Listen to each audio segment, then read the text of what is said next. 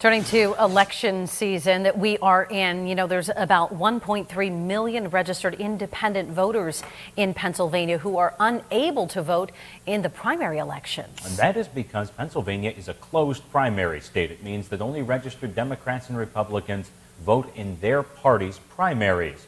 But as our State Capitol Bureau reporter Brendan Scanlon reports, primary legislation is gaining traction in Harrisburg.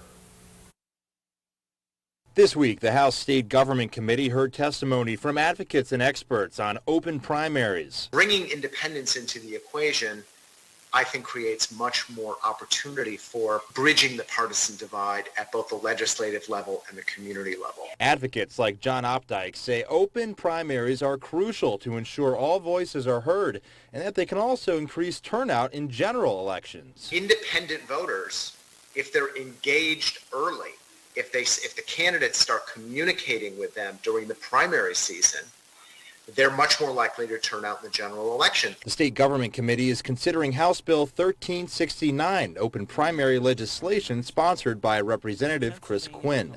If you look at our two political parties, we're becoming much more polarized. People are so frustrated right now.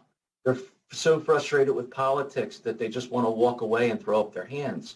And that's not what we need. We need people to engage and help us fix it. We're vulnerable to what I'll call the tyranny of the minority. David Thornburg is the chair of Ballot PA and calls the current system taxation without representation. We pay $25 million a year to hold elections on behalf of the political parties, but not everybody literally gets invited to that party. Thornburg says it's time for a change, especially as the number of independent voters increases. Nationally, about 50% of all young voters who register for the first time choose to be registered as independent.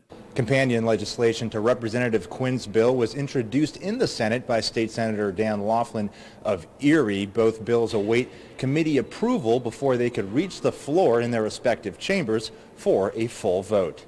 Reporting in Harrisburg, I'm Brendan Scanlon. Back to you.